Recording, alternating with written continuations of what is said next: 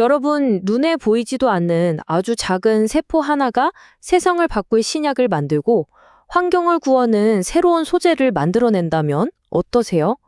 이게 공상과학 영화 얘기가 아니라 지금 실제로 벌어지고 있는 일이라면요?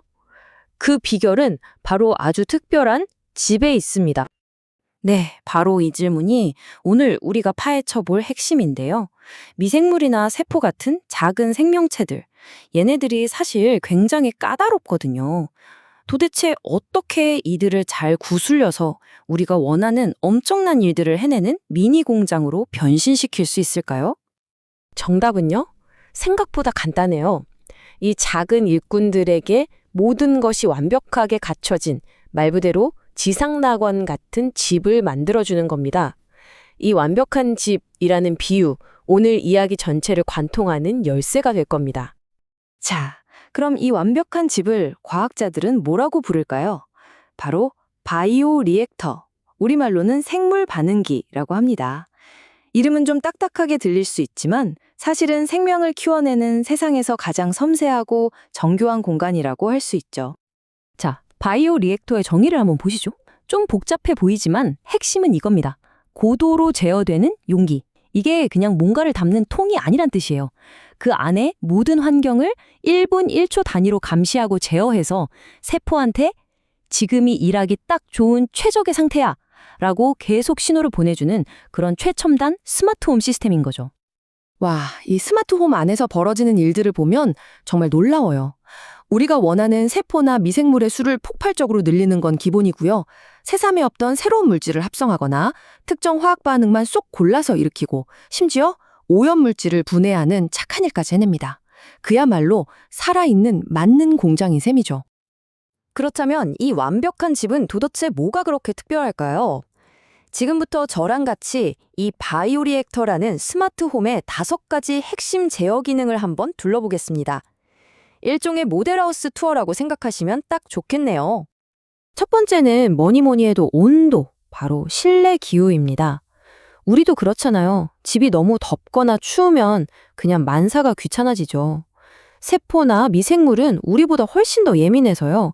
온도가 아주 살짝만 어긋나도 바로 파업에 들어가거나 심지어 죽어버릴 수도 있습니다. 바로 이 숫자 좀 보세요. 플러스 마이너스 0.1도. 와, 이게 말이 되나요? 정말 상상도 못할 정밀함이에요. 이 좁디 좁은 온도 범위를 단 한순간도 벗어나지 않게 유지하는 것, 이게 바로 바이오리액터의 첫 번째 임무이자 모든 생명 활동의 시작점입니다. 이런 말도 안 되는 온도 조절은 그냥 히터 켰다 껐다 해서는 절대 안 되겠죠? 여기에는 PID 제어라는 아주 똑똑한 기술이 들어가요.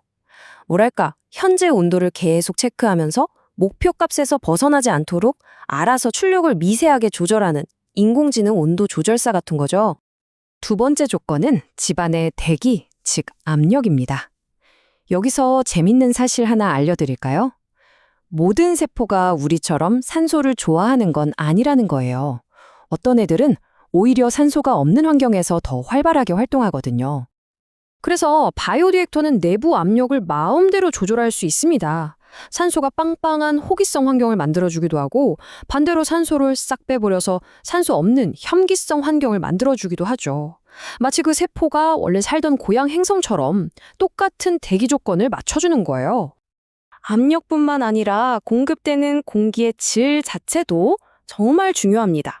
그냥 산소가 있냐 없냐 이 정도 수준이 아니고요. 어떤 기체를 얼마나 정밀하게 섞어서 공급해 주느냐가 세포의 생산성을 완전히 바꿔놓습니다. 마치 최고의 바리스타가 원두를 블렌딩하는 것처럼 바이오리액터는 산소, 이산화탄소, 질소 같은 기체들을 연구 목적에 딱 맞게 황금 비율로 섞어서 넣어줍니다. 특히 물이나 배양액 속에 녹아있는 산소의 양, 이 용존 산소 농도는 세포에게는 생명줄과도 같아서 아주 세심하게 관리되죠. 네 번째 조건, 집안의 모든 것을 골고루 순환시켜주는 겁니다. 생각해보세요. 아무리 맛있는 음식이랑 맑은 공기를 줘도 거실에만 잔뜩 있고 방에는 하나도 안 가면 소용없잖아요. 모든 세포가 영양분과 산소를 공평하게 누리도록 해야죠. 그래서 내부에 프로펠러 같은 임펠러를 돌리거나 자기정으로 살살 저어주는 겁니다. 여기서 또 중요한 건 너무 세게 저으면 세포들이 스트레스를 받아요. 그래서 회전 속도, 즉 RPM을 아주 섬세하게 조절해서 모든 세포에게 자원을 골고루 하지만 아주 부드럽게 전달해 주는 거죠. 정말 효율적인 배급 시스템이죠?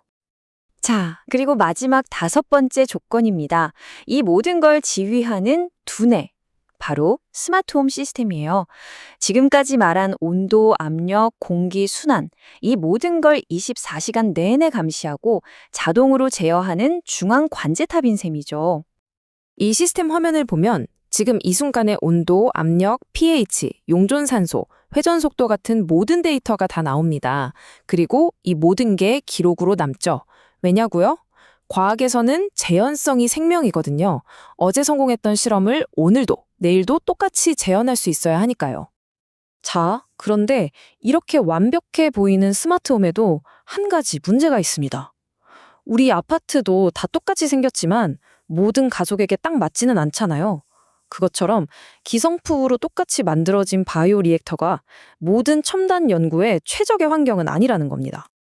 바로 이 말이 핵심을 꿰뚫습니다. 혁신적인 연구일수록 남들 다 쓰는 표준 장비가 아니라 오직 내 연구 목적에 완벽하게 들어맞는 단 하나의 장비가 필요하다는 거죠. 바로 여기서 맞춤 설계의 중요성이 나타납니다. 한번 비교해 볼까요? 표준 장비는 뭐 두루두루 쓸 수는 있겠죠. 하지만 내가 연구하는 아주 특별한 세포한테는 좀 불편한 집일 수 있어요. 다른 분석 장비랑 연결하기도 까다롭고 좁은 실험실 공간에 안 맞을 수도 있고요.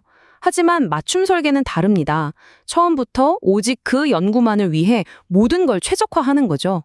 특정 세포를 위한 특별한 구조, 다른 장비와의 완벽한 호환성, 공간 활용까지 전부 다요.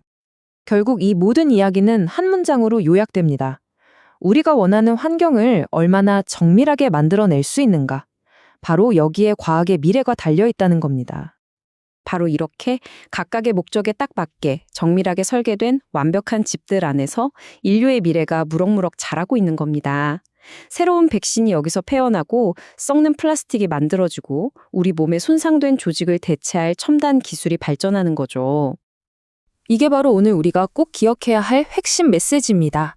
차세대 과학혁명이라는 게 뭐 대단한 이론에서만 나오는 게 아니라는 거예요. 오히려 이렇게 보이지 않는 작은 세계를 내 마음대로 제어하는 정밀한 기술력, 바로 여기서부터 시작된다는 사실입니다. 마지막으로 이런 상상을 한번 해볼까요? 암을 정복할 세포 치료제, 혹은 지구 온난화를 막아줄 미생물, 이런 위대한 발견을 탄생시킬 그 완벽한 집은 과연 어떤 모습일까요? 그 해답을 찾는 여정은 바로 지금 이 순간에도 전 세계 연구실에서 계속되고 있습니다.